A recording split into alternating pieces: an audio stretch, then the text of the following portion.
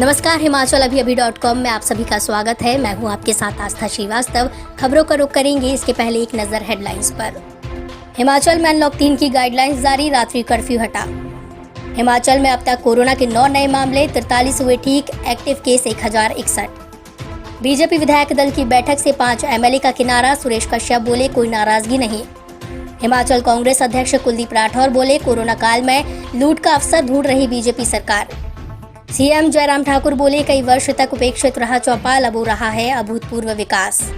शिक्षा बोर्ड ने एसओएस परीक्षाओं के लिए आवेदन तिथि 19 अगस्त तक बढ़ाई।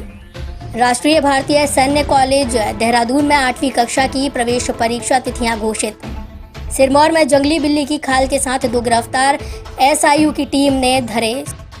सोलन में रोशनदार से मिट्टी का तेल डालकर पुजारी को जिंदा जलाने की कोशिश। किन्नौर में गहरी खाई में गिरी इनोवा, एक गांव के 3 युवकों समेत 4 की मौत। और अब खबरें विस्तार से। आपके स्वास्थ्य का प्रहरी श्री बालाजी हॉस्पिटल, कांगड़ा, हिमाचल। हिमाचल प्रदेश सरकार ने अनलॉक 3 की गाइडलाइंस जारी कर दी है। रात 9 से सुबह 5 बजे तक के नाइट कर्फ्यू को खत्म कर दिया गया। कंटेनमेंट जोन में लॉकडाउन के सारे नियम लागू रहेंगे। प्रदेश में प्रवेश करने और प्रदेश से बाहर जाने वालों को रजिस्ट्रेशन कराना अभी भी अनिवार्य रहेगा। कॉन्टैक्ट ट्रेसिंग के लिए सरकार ने रजिस्ट्रेशन की व्यवस्था जारी रखी है।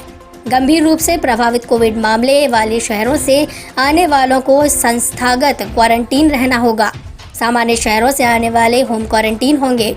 कोविड नेगेटिव रिपोर्ट प्रदेश में प्रवेश से 72 घंटे के अंदर की होगी तो उन्हें क्वारंटाइन के नियमों से छूट मिल जाएगी। कोरोना टेस्ट के संबंध में हिमाचल में RT-PCR टेस्ट को ही मान्य किया जाएगा। रैपिड टेस्ट स्कोर को प्रवेश के लिए उपयुक्त नहीं माना जाएगा। 5 अगस्त के बाद योगा सेंटर और जिम खोलने की अनुमति दी गई है। इसके लिए अलग से SOP जारी किया जाएगा।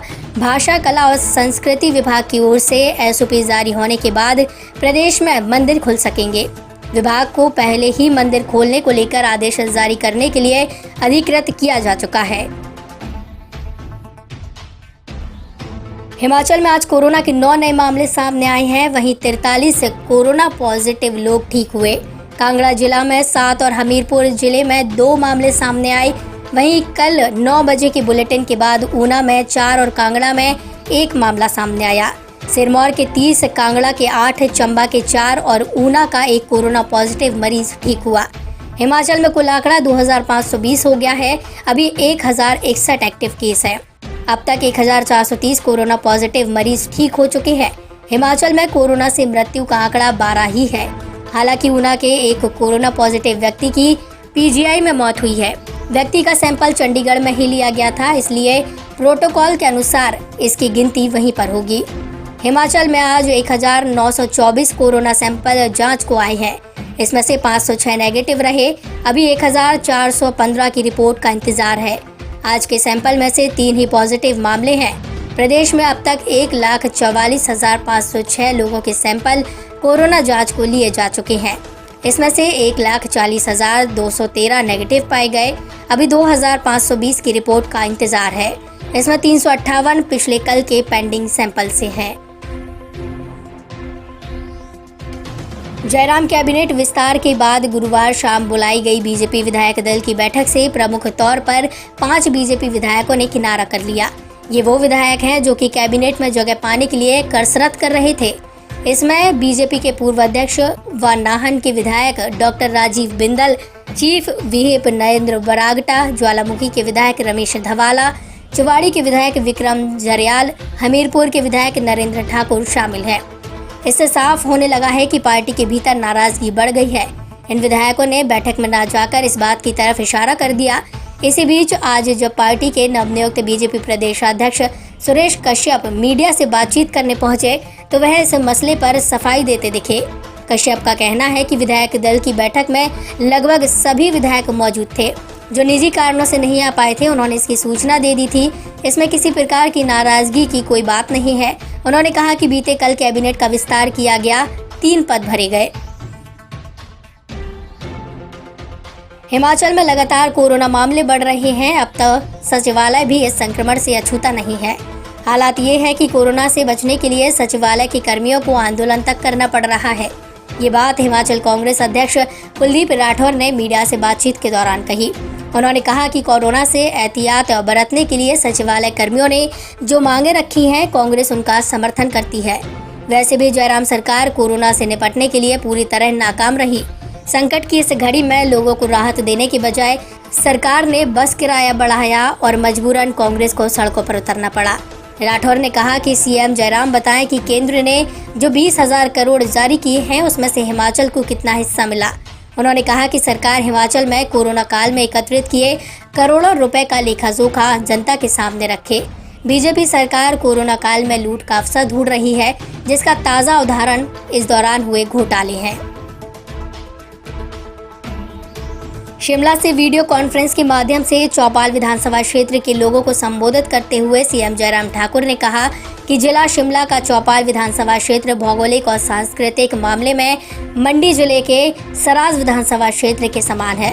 उन्होंने कहा कि ये क्षेत्र विकास के मामले में कई वर्षों तक उपेक्षित रहा है, लेकिन अब एक मेहनती और युवा नेता के प्रतिनिधित्व में चौपाल क्षेत्र में अभूतपूर्व विकास हो रहा है।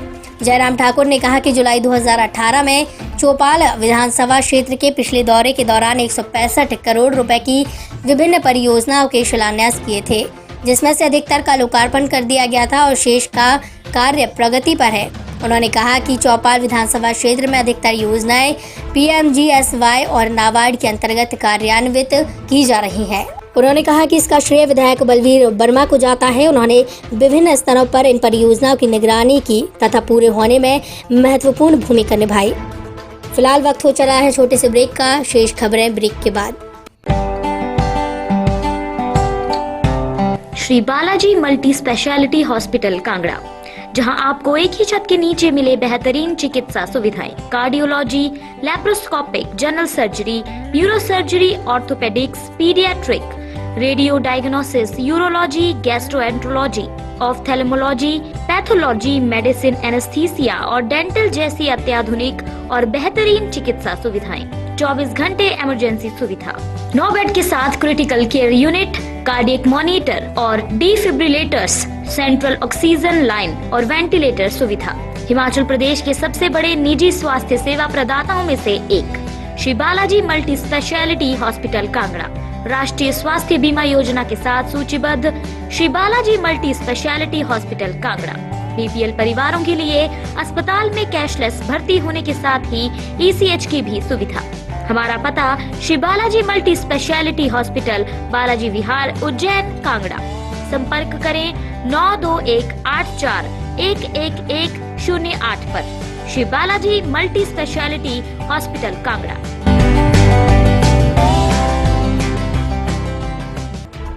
ब्रेक के बाद एक बार फिर सभी का स्वागत है। बढ़ते हैं अगली खबर की ओर। हिमाचल प्रदेश स्कूल शिक्षा बोर्ड ने अगस्त और सितंबर में ली जाने वाली SOS परीक्षाओं की आवेदन तिथि बढ़ा दी है।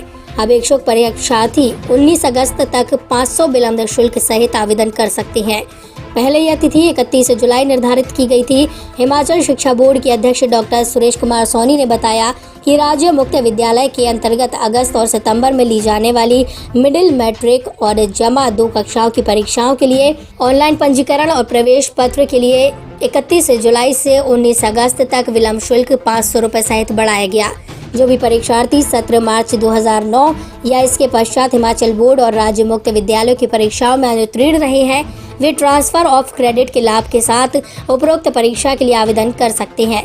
इसके अतिरिक्त जो परीक्षार्थी NIAS, CBSE और अन्य मान्यता प्राप्त बोर्ड से 12वीं कक्षा में अनुत्तीर्ण रहे हैं, वे भी इस परीक्षा के लिए ट्रांसफर ऑफ क्रेडिट के लाभ के साथ राज्य मुक्त विद्यालय के अध्ययन केंद्र के माध्यम से केवल ऑनलाइन आवेदन कर सकते हैं। राष्ट्रीय भारतीय सैन्य कॉलेज देहरादून की जुलाई 2021 के सत्र की 8वीं कक्षा की प्रवेश परीक्षा 1 और 2 दिसंबर 2020 को देश के कुछ चुने हुए केंद्रों में होगी। RIMC सैन्य प्रशिक्षण निदेशालय की कार्यवाहक कमांडेंट कर्नल गौरव सिंह हमाल ने बताया है कि इस परीक्षा के लिए आवेदन पत्र और विवरण पत्रिका एवं पुराने प्रश्न पत्र राष्ट्रीय भारतीय सैन्य कॉलेज गढ़ी कैंट देहरादून से प्राप्त कर सकते हैं। सामान्य वर्ग के उम्मीदवार 600 रुपए, जबकि अनुसूचित वर्ग के उम्मीदवार 555 रुपए का भुगतान कर आवेदन पत्र और विवरण पत्रिका का सेट प्राप्त कर सकते हैं। आवेदक हिंदी अथवा अंग्रेजी में अपना पत्र व्यवहार का पूरा पता, पोस्टल पिन कोड तथा फोन नंबर के साथ लिखकर भेजें। RIMC देहरादून में प्रवेश पाने के लिए केवल छात्र ही आवेदन के पात्र हैं। जुलाई 2021 के सत्र में प्रवेश के लिए उम्मीदवार को प्रवेश के समय 1 जुलाई 2021 को किसी मान्यता प्राप्त विद्यालय से 7वीं कक्षा में अध्ययनरत या 7वीं पास होना चाहिए। उम्मीदवार की आयु 1 जुलाई 2021 को 11 वर्ष 6 माह से कम और 13 वर्ष से अधिक नहीं होनी चाहिए। उम्मीदवार का जन्म 2 जुलाई 2008 के पहले और 1 जनवरी 2010 के बाद का नहीं होना चाहिए। सिरमौर पुलिस की SIU टीम ने बहराल नाके के समीप 2 लोगों को जंगली जानवर की खाल के साथ गिरफ्तार किया है। पुलिस ने आरोपियों के खिलाफ मामला दर्ज कर आगामी कार्रवाई शुरू कर दी।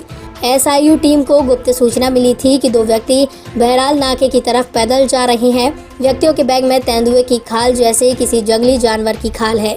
इस पर SIU टीम ने दोनों को बहराल नाके पर रोका और वन विभाग की टीम को सूचित किया। जब वन विभाग टीम मौके पर पहुंची, छानबीन की गई तो मालूम हुआ कि ये जंगली कैट की खाल है।